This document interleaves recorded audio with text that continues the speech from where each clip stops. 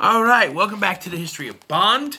I already started watching The Living Daylights to go into my next Bond movies because I'm trying to do the two Timothy Dalton ones tonight so I can focus on the Tubi Horror Weekend this weekend, tomorrow, Saturday, Sunday. With special movies from Tubi Horror Weekend on Sunday for Father's Day. So I wanted to focus on that, and I wanted to get these two out of the way, and I'm watching it, and I realized I'm not that far into it, by the way, but I realized I hadn't done my Roger Moore ranking, so here it is, the Roger Moore Bond film ranking at number 7. Okay, so looking through these, I was trying to remember exactly what happened in these, because it's been a while since I've watched these, right? And I'm looking through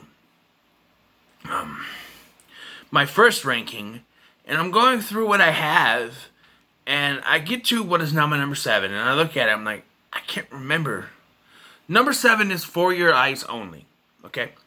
And I'm looking, and I'm like, I can't remember. I mean, was the one I had at number 7 really that bad?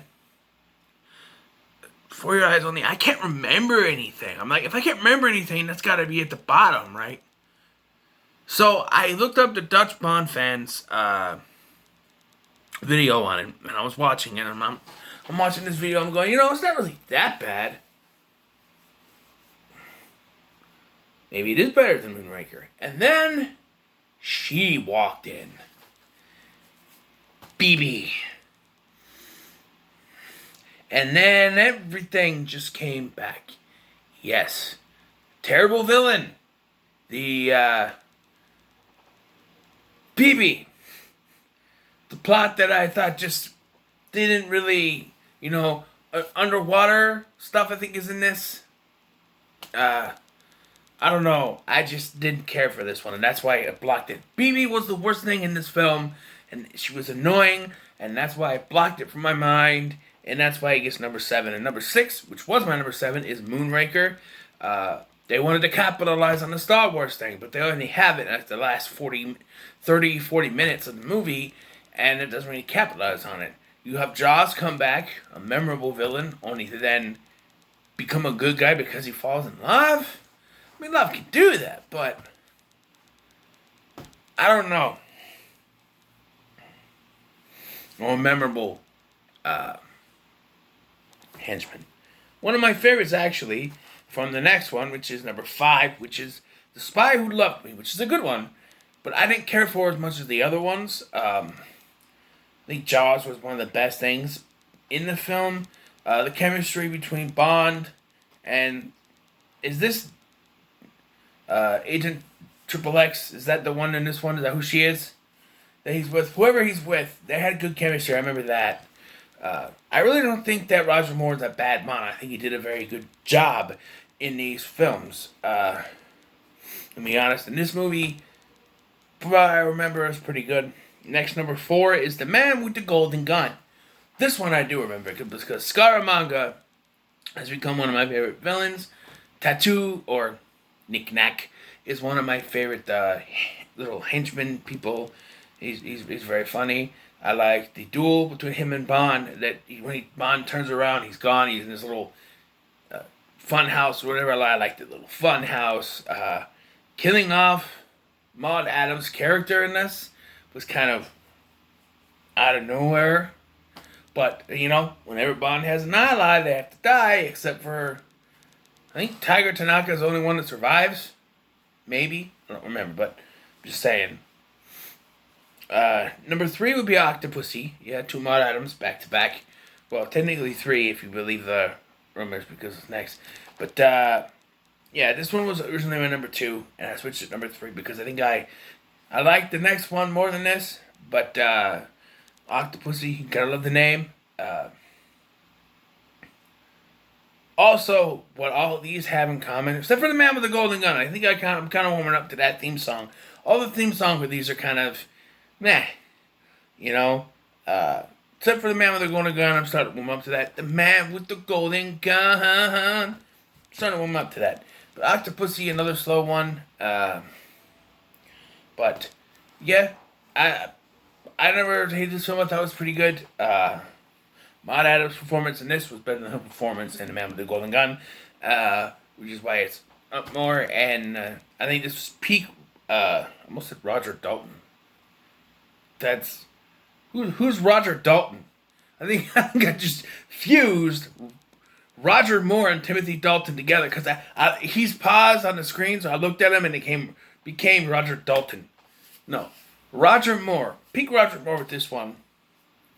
And it came out the same year as Never Say Never Again. This was the better film, so, Number two is A View to a Kill.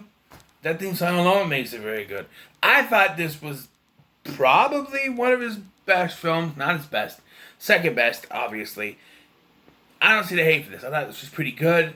I liked the whole fire thing. Yes. The Bond girl is annoying. Rest in peace, Tiny Roberts. But, I like the whole thing between him and Christopher Walken. And I'm sorry, I like Zoran as a villain. His plan with microchips made me a little weird, but I like him as a villain. Mr. Bond, I like Christopher Walken. Roger Moore, well, not looking like Roger Moore because of a facelift and he got rid of that signature mole. I think he was still pretty good here. And for his last film, I think he did pretty well. Number one, we go from his last film to his first one, which is Live and Let Die. Live and Let Die. This is the best. I mean, Live and Let Die was his best, or not Live and Let Die. They say the spy, like every Bond's third film, every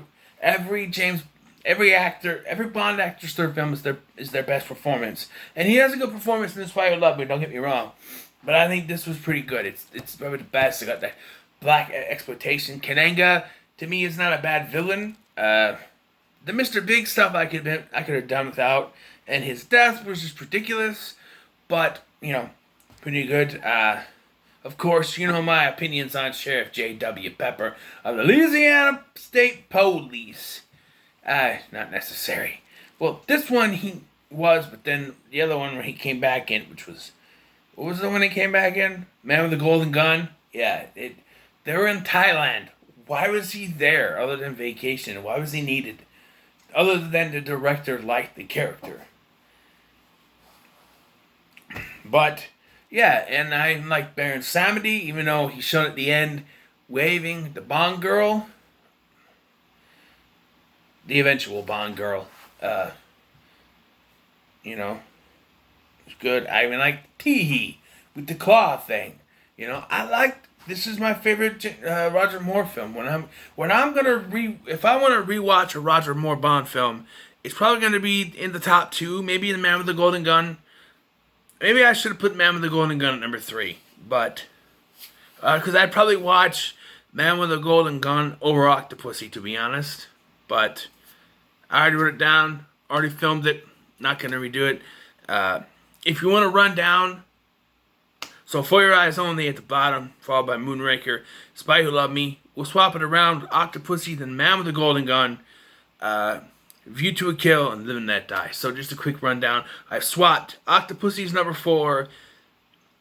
So number 7 is For Your Eyes Only. Number 6 is Moonraker. Number 5 is The Spy Who Loved Me. Number 4 is Octopussy. Number 3 is The Man with the Golden Gun. Number 2 is A View to a Kill. And number 1 is Live and Let Die. Swap those around, okay? Sound good? Good. And yes, I'm bald right now. I shaved my head. Getting warm around. Get a go al dente. Got a bit of a beard going on. I'm off this weekend. I'm off tomorrow, Saturday, Sunday, so don't need to wear a mascara at work because I'm not working. So let the beard go out a little bit and shave on Sunday. You know what I mean? Why am I rambling? I don't know. But there it is. You're my Roger Moore Bond film ranking. So there it is. What are your thoughts on my Roger Moore Bond film ranking? They're in the comments below. Make sure to like, share, and subscribe. Thank you for watching. I've been Scotty, and I'll see you in the next one.